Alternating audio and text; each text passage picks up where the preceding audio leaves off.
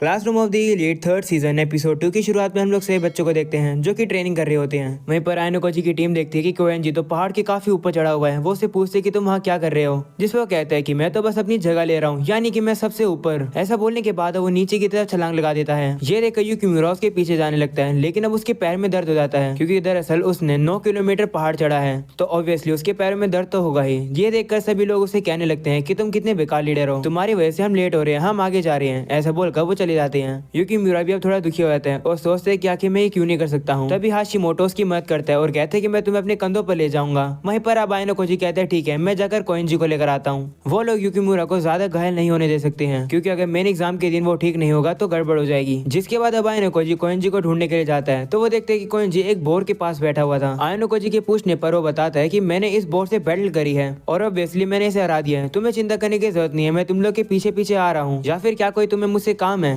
तो आयनोकोजी कहते हैं हाँ, एग्जाम में हम सभी लोगों को तुम्हारी जरूरत है। तब कोएंजी कहते हैं कि मैंने इसके बारे में काफी कुछ सुन लिया, लेकिन ये मुझ पर डिपेंड करता है कि मैं क्या करूंगा। ऐसा बोलकर वो जाने वाला होता है, लेकिन आयनोकोजी उसके हाथ को पकड़ लेता है। आयनोकोजी जैसे उसे पकड़ता है, कोएंजी को आयनोकोजी की ताकत का अंदाजा हो जाता है। वो उसे कहता है कि मुझे पता है कि तुम एक्टिंग काफी ज्यादा अच्छी करते हो बेवकूफ होने की, लेकिन जब तुमने मुझे छुआ तो मुझे तुम्हारे बारे में पता चल गया है। चिंता मत करो, इसके बारे में मैं किसी को भी नहीं बताऊंगा, लेकिन मैं वही करूंगा जो मेरा मन करेगा। ये सुनकर आयनोकोजी उसे छोड़ देता है, तो अब कोएंजी भी वहाँ से चला जाता है उस बोर को लेकर। वहीं पर अब आयनोकोजी सोचता है कि तो कोएंजी किसी की भी बात नहीं मानेगा।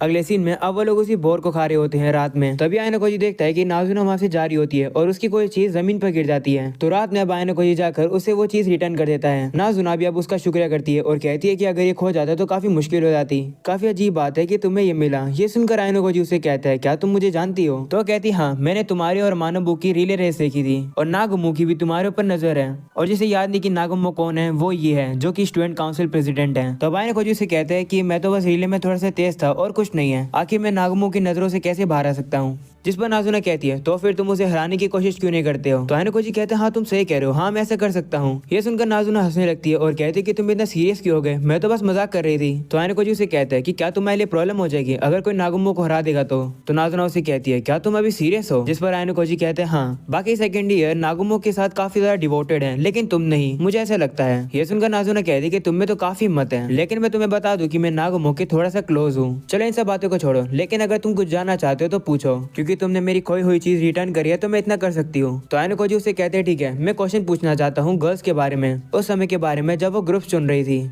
और रात में हम लोग एक बंदे को देखते हैं जो कि इशिज़ाकी से कहता है कि क्या मैं तुमसे बात कर सकता हूँ, क्योंकि एग्जाम खत्म होने में से 2 ही दिन बचे हैं और चीजें हमारे लिए अच्छी नहीं लग रही है तो हम कभी एक्सपेल हो सकते हैं। वो अब इशिज़ाकी को बताने लगता है कि वो एलिमेंट्री और मिडिल स्कूल में सोकर खेला करता था। उसकी टीम इतनी ज्यादा अच्छी थी कि वो हर साल नेशनल्स में जाया करती थी। वो भी अच्छा खासा ही प्लेयर था। वहीं पर सभी लोग मेहनत किया करते थे फाइनल्स के लिए या फिर मैच के लिए, वहीं पर वो अपोजिट था। उसे लगता है कि वो वहाँ पर बिलोंग नहीं करता था। उसने सीक्रेटली स्मोकिंग करना शुरू कर दिया था, लेकिन वो पकड़ा गया और उसे टीम से किक आउट कर दिया गया। वो हमेशा खुद को एक आउटसाइडर ही समझता था, इसलिए उसने सोकर खेलना खुद ही छोड़ दिया, जिसको वो बाद में रिग्रेट करता रहता है। जिसके बाद वो बाकी सभी लोगों से कहता है कि तुम लोग क्या करते थे जब तुम बच्चे थे।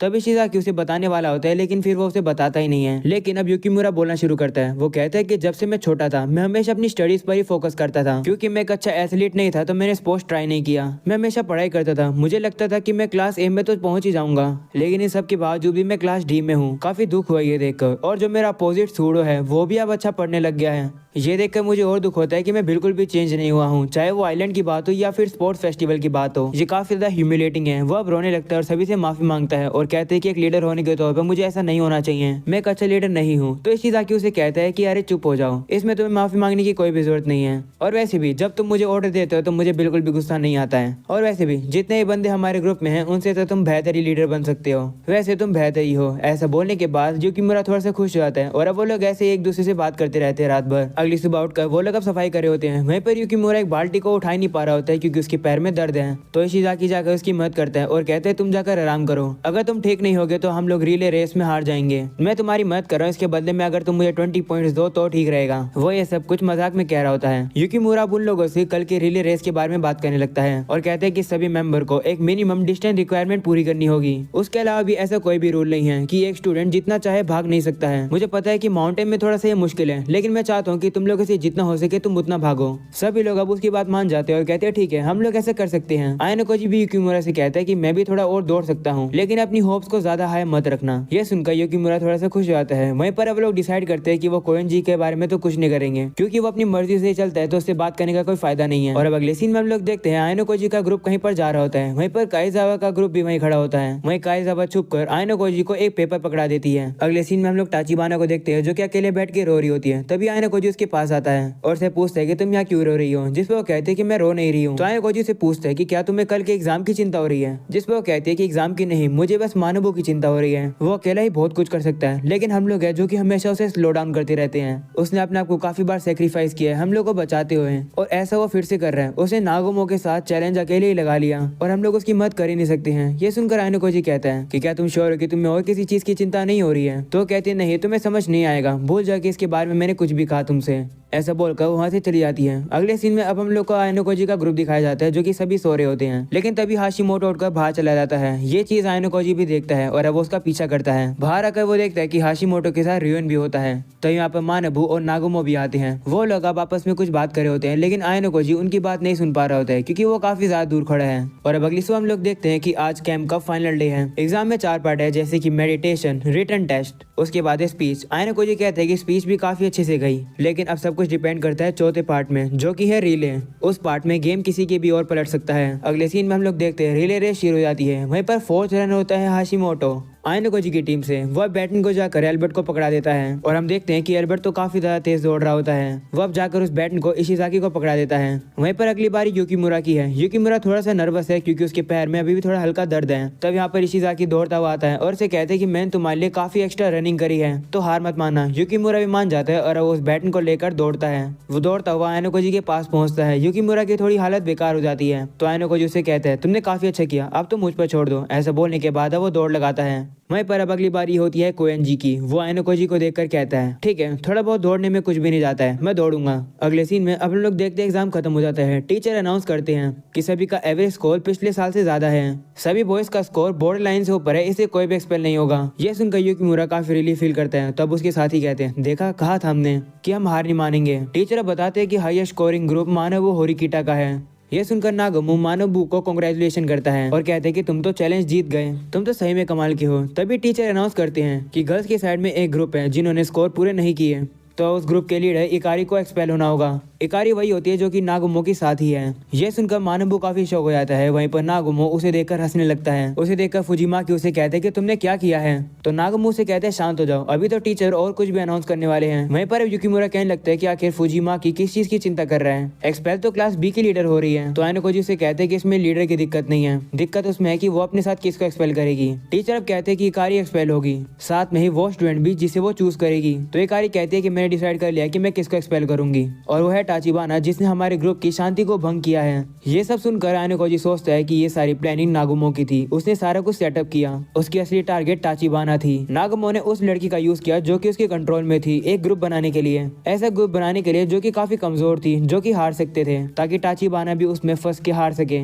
मानबू अब ताचिबाना से कहता है कि आखिर तुम मेरे पास क्यों नहीं है ये सब बताने के लिए। तो वो रोते हुए कहती है माफ कर दो, मैं तुम्हारे पर और बर्डन नहीं लाना चाहती थी। ये सुनकर नागुमो से कहते हैं कि तुम लोग के अंदर तो कितनी अच्छी फ्रेंडशिप है, कहीं प्यार तो नहीं है तुम लोग के अंदर। मानबू वैसे मुझे बताओ कि तुम्हें कैसा लग रहा है, क्या तुम कभी अपनी जिंदगी में इससे ज्यादा फ्रस्ट्रेटेड हुए हो। तो मानबू से कहते हैं कि तुम ताचिबाना को फंसाकर क्या करना चाहते हो। तो कहते हैं कि मैं तो बस तुम्हारी शक्ल देखना चाहता था, जब तुम देखोगे कि मैंने ताचिबाना को रास्ते से हटा दिया। तो मानबू कहते हैं कि तुमने अपने साथी को ही सेक्रीफाइस कर दिया सिर्फ ये देखने के लिए। मैं तुम पर विश्वास करता था, जिस पर नागुमो कहता है कि मैंने उस विश्वास को तोड़ दिया। मुझे जितने लोगों की जरूरत पड़ेगी मैं उन्हें एक्सपेल करूंगा। इस स्कूल में हमेशा से ही ऐसा होता है। ये सुनकर आयनोकोजी सोचता है कि नागुमो ने तो अपनी विक्ट्री सिक्योर कर ली है, लेकिन मुझे नहीं लगता कि मानबू को ताचिबाना जैसे टूल की जरूरत है। जिसके बाद मानबू नागुमो से कहता है तो तुम ये सोच के बैठे थे कि ताचिबाना सही में एक्सपेल हो जाएगी, लेकिन ऐसा नहीं होगा। वो अब सर से कहता है कि मैं अपने पॉइंट से कुछ खरीदना चाहता हूँ, और वो है ताचिबाना का एक्सपेल ना होना। नागुमो ये सुनकर कहता है कि मुझे 50-50 तो लगा ही था कि तुम ऐसा ही करोगे, लेकिन क्या तुम सही में अपने पॉइंट ताचिबाना को बचाने के लिए लगाओगे। वहीं पर अब ताचिबाना भी मानबू से कहती है कि अपने पॉइंट वेस्ट मत करो, मैं सारी रिस्पॉन्सिबिलिटी लेती हूँ। मानबू उसकी बात नहीं सुनता है और अब अपने बाकी साथियों से कहता है माफ करना मैं जरा पॉइंट्स यूज कर रहा हूँ। तो कोई भी उसकी बात पर डिसएग्री नहीं करता है, सभी लोग उसे कहते हैं ठीक है तुम यूज कर सकते हो। नागुमो भी अब मानबू से कहते हैं क्या तुम श्योर हो, इससे क्लास ए की स्टैंडिंग पर इफेक्ट पड़ेगा। तो मानबू कहता है कि भले अभी के लिए हम लोग अपनी रैंक पर गिव अप कर रहे हैं, लेकिन हम बाद में अपनी रैंक को वापस ले लेंगे। तो नागुमो कहता है ओ तो तुम्हें ऐसे खेलना है। वहीं पर अब आइनोकोजी सोचता है तो नागुमो सिर्फ एक अपर हैंडेड सेकंड ईयर नहीं है बल्कि वो और कुछ भी है। ये तो काफी इंटरेस्टिंग है। और अब शाम के समय पर आइनोकोजी और काइजावा अकेले में मिलते हैं। वहीं काइजावा कहते हैं कि मैं काफी शौक हूँ कि आखिर नागुमो ऐसा कैसे कर पाया। अगर मैं कारी की जगह होती तो मैं अपने आप को एक्सपेल तो कभी नहीं होने देती। तो आइनोकोजी से कहते हैं मुझे नहीं लगता कि वैसे भी कारी एक्सपेल होने वाली थी। बिल्कुल टाचिबाना की तरह नागुमो अपने पॉइंट्स का यूज करता है उसे बचाने के लिए। तो काइजावा कहती है लेकिन उसके लिए तो ये काफी ज्यादा वेस्ट की बात होती।